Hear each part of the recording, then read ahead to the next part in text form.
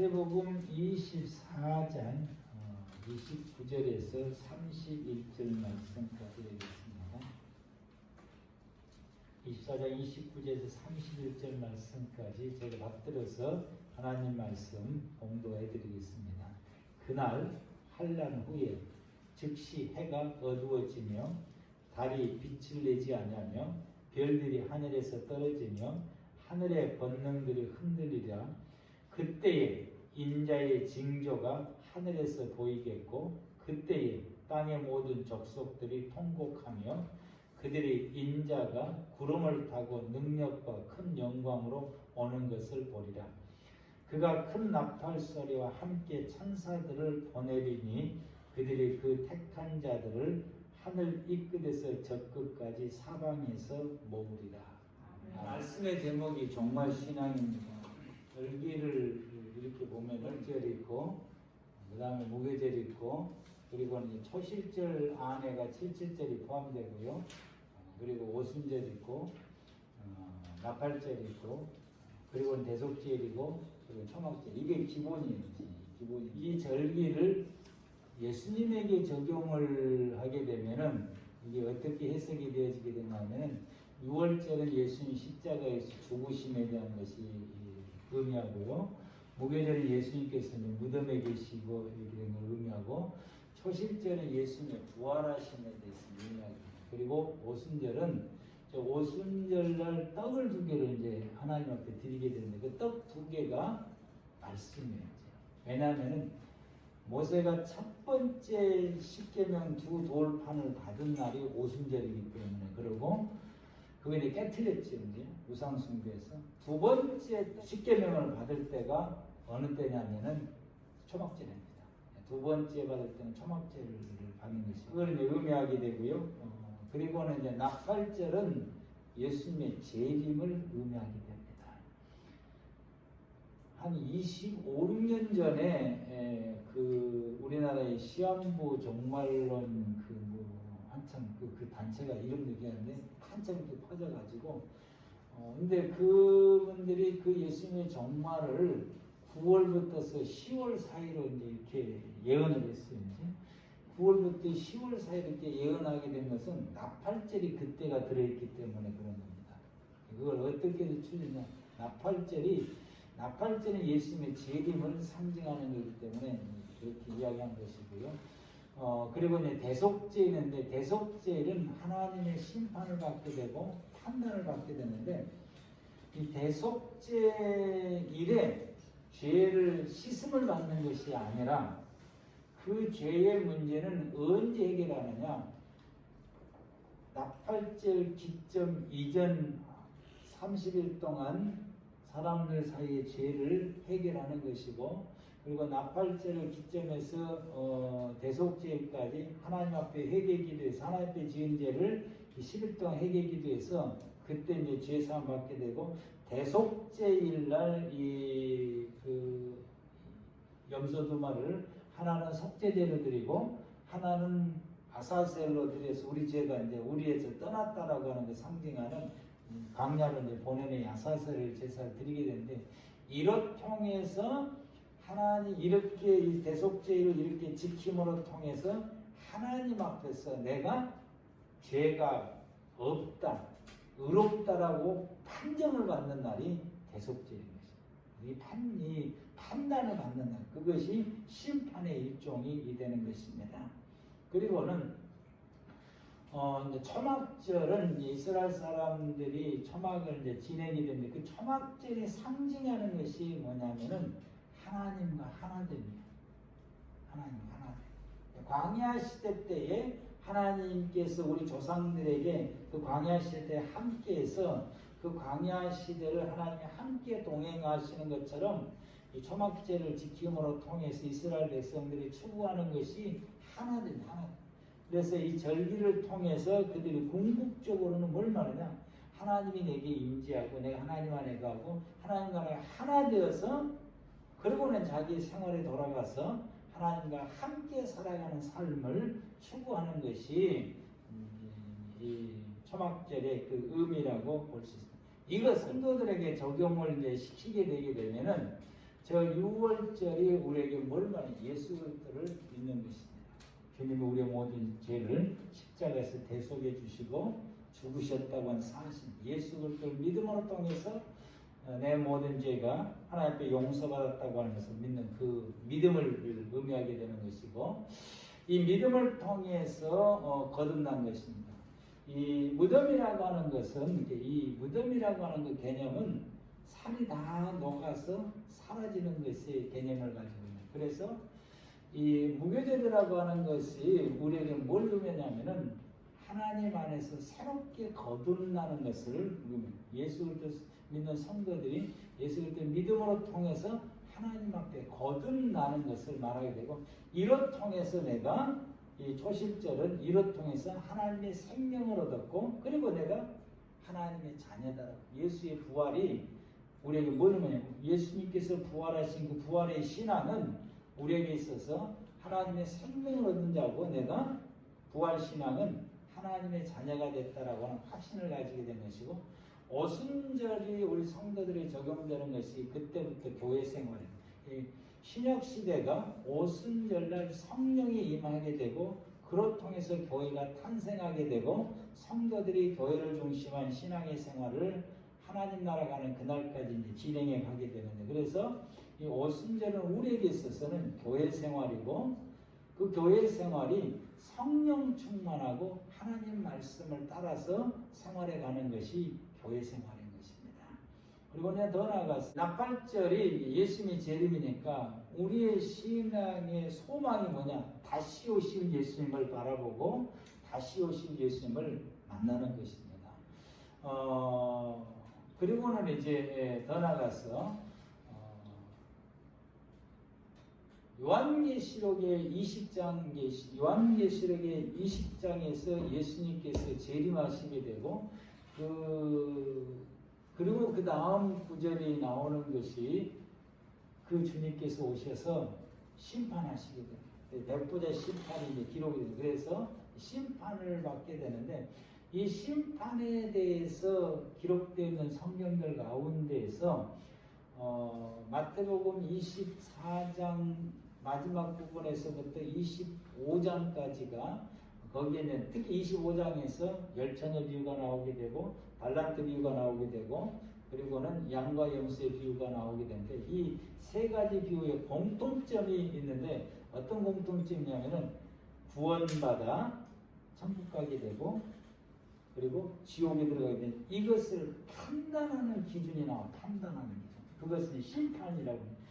예수님이 이걸 딱 심판해서 딱 다루는 겁니다. 그러는 것처럼 우리가 마지막에 주님 앞에 섰을 때에, 저 종말의 심판인데, 그 마지막 주님 앞에 섰는 것이 종말인데, 그때 주님이 우리에게 심판하신다는 사실. 우리가 죄인이에요. 죄인임에도 불구하고 그 죄를 우리에게 용서해 주시고, 그래서 천국에 들어갔죠. 그 죄를 용서받지를 못하게 되니까 죄가 그대로 남아서 지옥에 들어갔죠. 이것을 심판을 하시는 것이 대속죄의 그 개념인 것입니다. 종말론적으로 봤을 때에. 마지막으로는 이제 이 초막절은 천국 생활. 천국에 가서 천국 생활인데, 여기까지 이런 그 구도를 제가 말씀을 드렸고요. 이 구도를 통해서 우리가 이제 종말의 신앙을 가져야 되는데, 종말의 신앙을 가진다라고 하는 것이 어떤 신앙일까? 종말의 신앙. 그 종말의 신앙은 다시 오실 예수님을 바라보면서 기다리는 것이 종말의 신앙입니다. 그래서 히브리서 9장 28절 말씀에 예수님께서 말씀, 이와 같이 그리스도도 많은 사람들의 죄를 담당하시려고 단번에 들이신 바 되었고, 여기는 이 땅에 오셔서 우리의 모든 죄를 십자가에서 죽으신, 이미 오신 예수님에 대한 말씀입니다. 그런데 그 다음 구절 보면, 구원에 이르기 위하여 죄와 상관없이 자기를 바라보는 자들에게, 주님을 바라보는 자들에게 두 번째 나타나시리라, 다시 오신다라고 말씀을 하시게 됩니다. 이 부분에서 예수님께서 오늘 24장 30절에서 31절 말씀을 보게 되면, 그때에 인자의 징조가 하늘에서 보이겠고 그때 땅의 모든 족속들이 통곡하며 그들이 인자가 구름을 타고 능력과 큰 영광으로 오는 것을 볼 것이다. 보리라, 본다. 그가 큰 나팔 소리와 함께 천사들을 보내리니 그들이 그 택하신 자들을 하늘 이 끝에서 저 끝까지 사방에 있으면 그때 주님이 오시게 되고 오신 그 주님께서 믿음의 모든 성도들을 온 세상에서 모을 것이다 라고 말씀하시게 됩니다. 그래서 24장 42절 말씀부터서 44절 말씀 가운데 보니까 그러므로 깨어있어라. 어느 날 너희 주가 임하느니 내가 알지 못하느니라. 너희도 아는 바와 같이 만일 집주인이 도둑이 어느 시각에 올 줄 알았더라면 깨어서 지키고 있게 되니까 그 집을 뚫지를 못하게 될 것이다. 그러는 것처럼 너희도 준비하고 있으라. 다시 오실 주님을 맞이할 준비를 하라고 하는 것입니다. 왜냐하면 생각하지 않을 때에 인자가 오리라 라고 말씀을 하시게 됩니다. 이 부분에 대해서 데살로니가전서 4장 15절 말씀, 예수 이 땅에 오시는 것에 대해서 데살로니가서 4장 15절에서는 이렇게 말씀을 기록하고 있습니다. 우리가 주의 말씀으로 너희에게 이것을 말하노니 주께서 강림하실 때, 주님이 이 땅에 다시 오실 때까지 우리 살아 남아있는 자도 결코 앞서지 못하리니 주께서 호령과 천사장의 소리와 하나님의 나팔 소리로 친히 하늘로부터 강림하시리니, 예수님께서 강림하실 때 조용히 임재한 것이 아니라 천지개벽하고 온 세상 사람들이 알 수 있도록 하늘에서부터 내려오신다 라고 말씀을 하시게 되고, 이때 주님이 재림하실 때에 데살로니가 4장 16절 말씀에 그리스도 안에서 죽은 자들이 먼저 일어나 부활하게 됩니다. 주님이 재림하시게 되면 그때 일어나는 사건이 예수 그리스도를 믿고 죽은 사람들이 그 육체가 부활을 한다고 합니다. 그리고 나서 그때 살아있는 성도들은 우리의 이 몸이 이 변화가 되는 거예요. 변화가 되는 것을 어떻게 변화가 될까? 그건 이해할 수 없어요. 단 우리가 추측할 수 있는 것은 애벌레가 번데로 변해서 번데에서 나방으로 이제 변하게 돼서 자유롭게 온 세상을 날아다닐 수 있는 것처럼 이런 과정들이 마지막 때에 믿음의 성도들이 부활체로 변하는 것을 우리가 유추해보고 생각해볼 수 있다. 주님이 이 땅에 재림하시게 되면 살아있는 성도들, 육체를 가진 성도들이 그때 그 육체가 부활체로 변한다라고. 어떻게? 그때 가봐야 하는 것입니다. 이렇게 주님께서 그래서 부활하신 주님을 공중으로 끌려 올라가서 공중에서 주님을 만나게 될 것이다 라고 말씀을 하시게 됩니다. 성경은 우리에게 분명히 말씀하시기를 예수님은 다시 오신다라고 말씀을 하시게 됩니다. 예수님은 다시 오신다. 다시. 그래서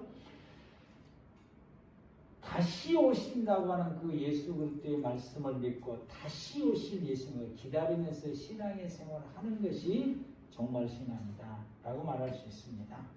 신앙은 이 땅에 오신 예수님을 믿으며 그리고 이 땅에 다시 오실 예수님을 기다리는 것입니다. 이 땅에 이미 오신 예수님을 믿고 그리고 이 땅에 다시 오실 예수님을 우리가 믿는 것이 우리 정말 신앙이라고 말할 수 있습니다. 이 땅에 오셔서 나의 모든 죄를 십자가에서 대속해 주시고 우리를 죄로부터서 구원받게 해주시고 그리고 우리로 하여금 하나님의 자녀가 되게 해주시고 하나님 안에서 살게 하시다가 그리고 우리를 완전한 구원의 완성을 이루시기 위해서 이 땅에 다시 오실 예수님 오신다고 그랬으니까 그 예수님을 우리는 다시 기다리게 되는 것이고 그분을 만나기 위해서 우리가 믿음의 생활을 살아가는 것이 정말의 신앙인 것입니다. 이렇게 신앙생활을 하면서 우리는 무엇을 해야 되느냐? 하나님 다시 오실 예수님은 마지막 때 심판하시기 때문에 그 심판에 대해서 우리가 대비를 해야 되는 것입니다. 좀 전에 대속죄일에 대해서 제가 말씀을 드렸는데 이 대속죄일은 하나님의 판단을 받는다는 즉 죄가 없다라고 판단을 받게 되는 죄가 없다. 그러면 죄가 없다라고 판단을 받기 위해서는 뭘 열심히 해야 되느냐? 회개를 열심히 해야 돼요. 40일 동안 주어지는 시간 가운데에 사람에게 잘못하고 하나님께 잘못한 것을 그 40일 동안 죄를 생각해내서 그 죄를 회개를 해야 돼요. 회개를 하고 나서 속죄제물을 드릴 때에 하나님께서 우리를 향해서 죄가 지은 자이지만은 죄 없다라고 판단을 받게 되는 것입니다. 우리는 마지막에 하나님 앞에 섰을 때에 이 판단이 우리에게 이 종말론적으로 마지막에 하나님 앞에 섰을 때에 그 마지막에 예수님께서 우리를 심판하실 때 우리를 죄인이라고 심판을 받을 것이냐 의인이라고 심판을 받을 것이냐 내 모든 죄가 너는 내가 다 용서해 주었다라고 우리가 심판을 받을 것이냐 내가 너의 모든 죄를 내가 용서하지 않는다라고 심판을 받을 것인가 라고 하는 것입니다. 히브리서 9장 27절 말씀에 사람이 한 번 죽는 것은 정해진 것이다. 한 번 죽는 건 사람에게 정해진 것이고 그 후에는 하나님의 심판이 있다라고 말씀하시고 고린도후서 5장 10절 말씀 우리는 다 반드시 그리스도의 심판 앞에 나타나게 되고 각각 선악간에 그 몸으로 우리의 몸으로 행한 것에 따라서 심판을 받는다라고 말씀을 하시게 됩니다. 이러한 심판하는 것이 요한계시록 성경을 펴보시죠. 요한계시록 20장 11절에서 15절 말씀까지 보겠습니다. 이때 이제 재림하시는 예수님께서 실질적으로 심판하시는 말씀입니다. 고린도후서 10장에 우리가 예수님 앞에 심판대 앞에서 각각 그 몸으로 행한 대로 심판을 받는다고 하는데 요한계시록 20장 11절 15절 말씀 보게 되면 또 내가 크고 흰 보좌와 그 위에 앉으신 이를 보니 하늘과 땅이 그 앞에서 피하여 간 데가 없더라. 또 내가 보니 죽은 자들이 큰 자나 작은 자나 그 보좌 앞에 서 있는데 여기에서 큰 자나 작은 자라고 하는 것은 모든 사람을 통틀니 지위가 높은 사람이나 저 서민이나 아무 지위가 없는 저 평민이라 할지라도 하나님 앞에서 사람은 모두가 한 사람도 예의 없이 이 마지막 때 하나님 앞에 심판 앞에 서 있게 되고 그 심판을 받게 된다. 심판을 받는데 책들이 펴 있고 또 다른 책이 펴졌으니 곧 생명책이라. 책이 두 종류가 있는 겁니다. 책들 여러 권의 책들이 있고 그 여러 권의 책과 또 다른 책이 있는데 그게 생명책이라고. 별도의 생명책이 있다라고 말씀을 하게 됩니다. 죽은 자들이 자기의 행위를 따라 책들에 기록된 대로 심판을 받으니 이 말씀을 보면은 우리가 이 세상에서 살아오는 저와 여러분의 모든 생활이 하나님의 이 책에 다 기록이 되어 있다라고 하는 그게 무서운 겁니다. 여러분이 말하는 것이 다 녹화가 되어 있고 여러분의 행동들이 다 사진 찍혀져 있는 것입니다. 동영상을 통해서 사람들의 모든 행동을 찍어서 올리는 것처럼 뭘 의미하느냐? 마지막에 하나님의 생명책에 우리의 모든 행동들이 다 이렇게 기록되어 있다라고 하는 것을 우리는 자각을 해야 되는 것입니다. 오늘 아침에 네가 말하는 것을 내가 다 알고 있다라고 하더니 오늘 아침 내 행동하는 것을 내가 다 알고 있다. 이런 것을 하나님의 이 책에 기록되어 있다. 그래서 그 책들이라고 여러 권의 책들이라고 말씀드립니다. 내 삶의 모든 책들에 기록된 대로 심판을 받는다. 내가 했던 모든 행동들이 책대로 책에 기록된 대로 마지막에 책에 기록된 대로 심판을 받게 되는데 20장 13절 바다가 그 가운데서 죽은 자들 내어주고 사망도 또 사망과 음부도 그 가운데서 죽은 자들 내주매 각 사람이 자기 행위대로 심판을 받고 죽었다고 해서 끝나는 것이 아니라 다 살아나서 마지막에 심판을 하나님 앞에 받게 된다라고 말씀을 하시게 되고 이렇게 심판을 받게 돼서 그 심판의 결과에 따라서 사망과 음부도 불못에 던져진 이것이 둘째 사망 곧 불못이다. 지옥으로 던져지는 지옥으로. 그런데 여기에서 책대로 다 심판을 받는데 여기에서 예외된 사람이 있어요. 예외된 사람. 그 사람은 어떤 사람이야? 15절 말씀 다 같이 시작. 누구든지 생명책에 기록되지 못하는 자는 불못에 던져지더라. 여기서 예외된 사람, 책들이 기록된 대로 보니까 우리가 이게 내가 생각하지 못하는 많은 죄를 지어서 하나님 앞에 부끄러운데 근데 다행스럽게 내 이름이 생명책에 기록되어 있다라고 합니다. 생명책에 이름이 기록된 사람들 있어요. 생명책에 이름이 기록된 사람들은 누구냐? 주 예수 그리스도를 믿는 사람들입니다.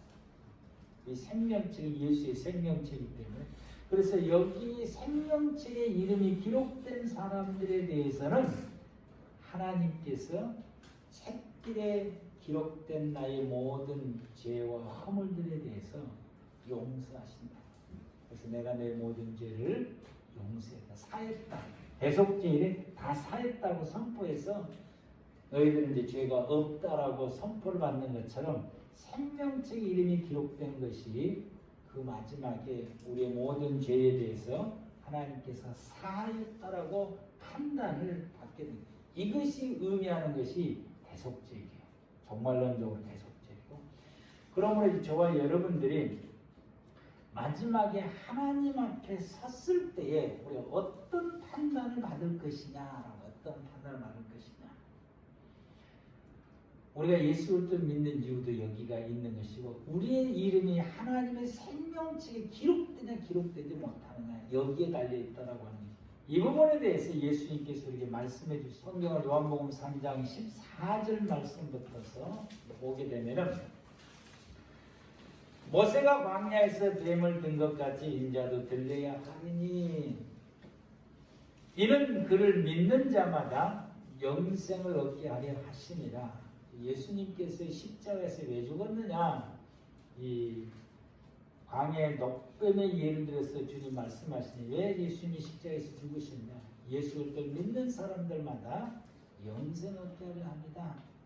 하나님 앞에 죄의 사함, 그 죄에 대해서 용서받게 영생 얻게 하려 합니다. 그래서 3장 16절 말씀부터서 보게 되면 하나님이 세상을 이처럼 사랑하사 독생자를 주셨으니 이는 그를 믿는 자마다 멸망하지 않고 영생을 얻게 하려 하심이라.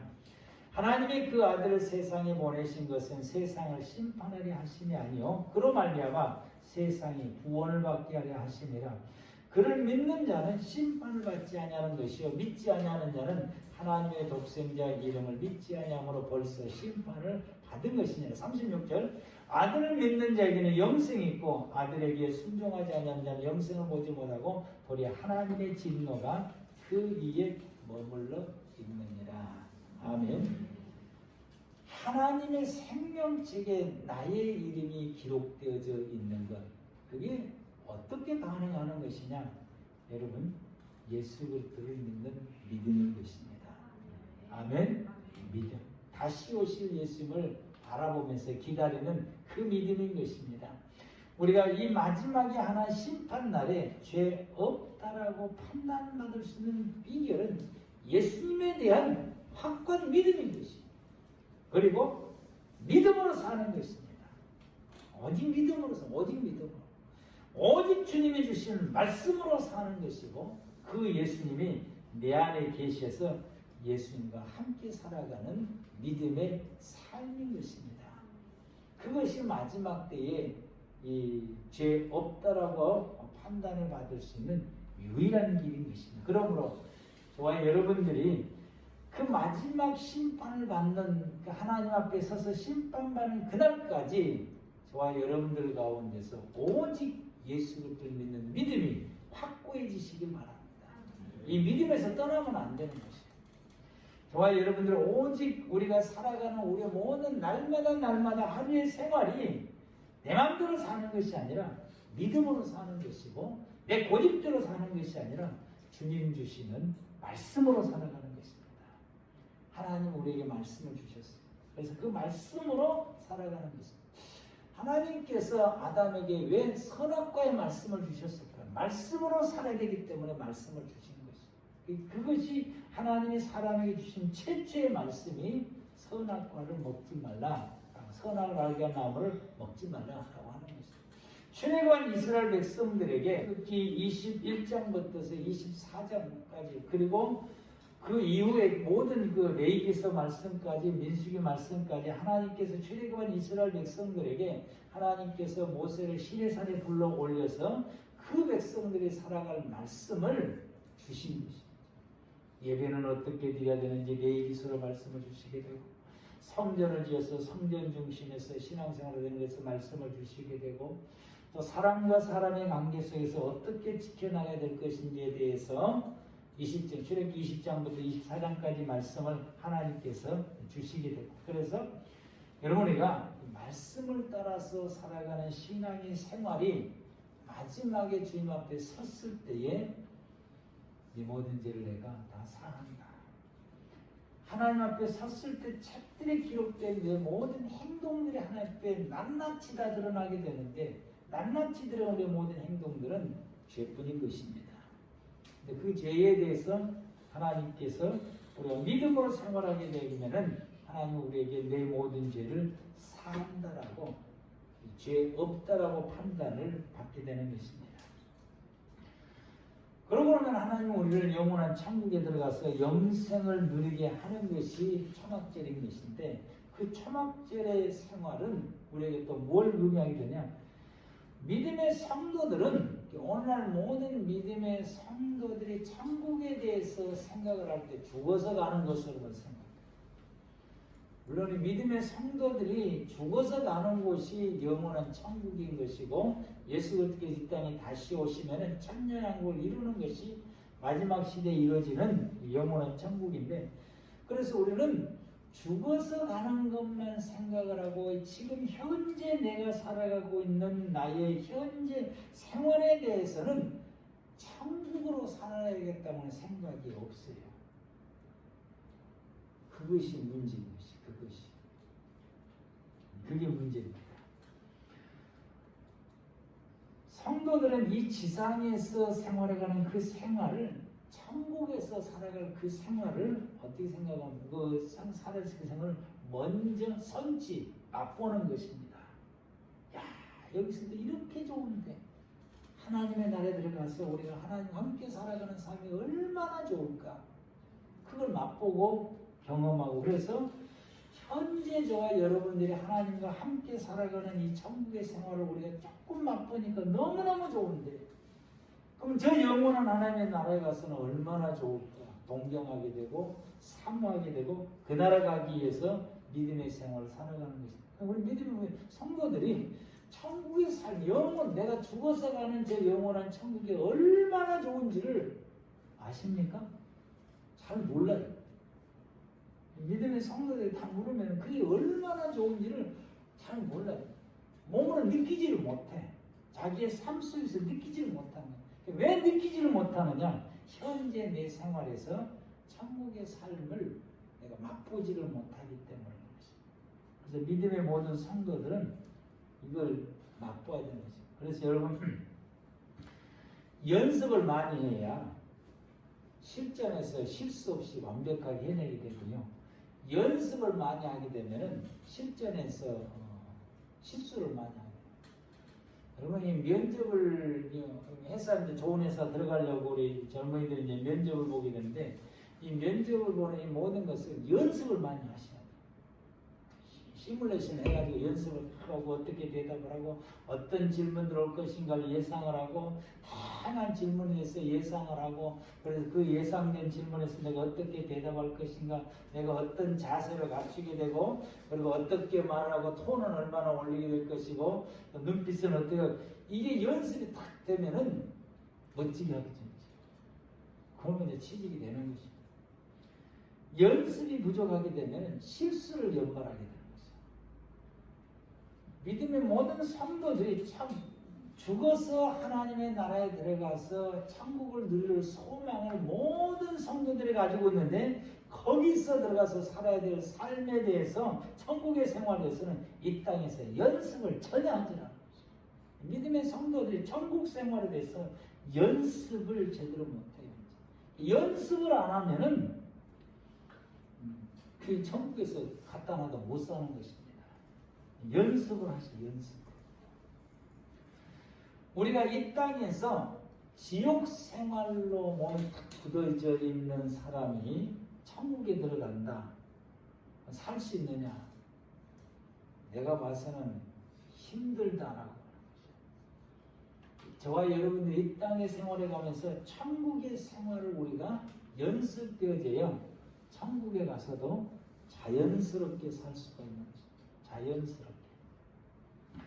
그러므로 여러분 우리가 이 마태복음 24장에서 40절 말씀부터 41절 말씀 가운데서 보면 그때 두 사람이 밭에 있음에 한 사람은 데려가고 한 사람은 버려둠을 당할 것이요. 두 여자가 맷돌질을 하고 있으며 한 사람은 데려가고 한 사람은 버려둠을 당할 것이요. 그래서 이 말씀을 보면은 두 사람이 밭에 있음에 이 말씀은 두 사람이 한 교회 속에 있다라고 하는 것으로 해석할 수도 있어요. 같이 이렇게 같이 예배드리고 같이. 그런데 이 무리 중에서 현재 우리가 이 말씀을 비춰서 이 본문의 말씀을 현재 우리의 상황에서 비춰보면은 우리 무리 중에서 데려가는 사람이 있고 버려주는 사람이 있더라고요.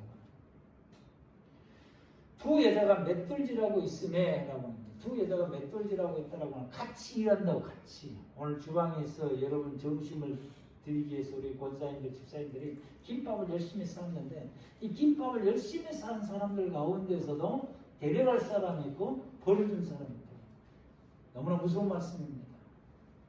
너무나 충격적인 말씀이죠. 둘이 같이 앉아 있었는데 둘이 같이 이렇게 예배를 드렸는데 같이 예배드리는데 한 사람은 하나님 데려가고 한 사람은 안 데려간다는 거죠. 저는 너무나 충격적인 말씀입니다. 기준이 뭘까? 기준이. 그러면 기준이 뭐냐? 기준이.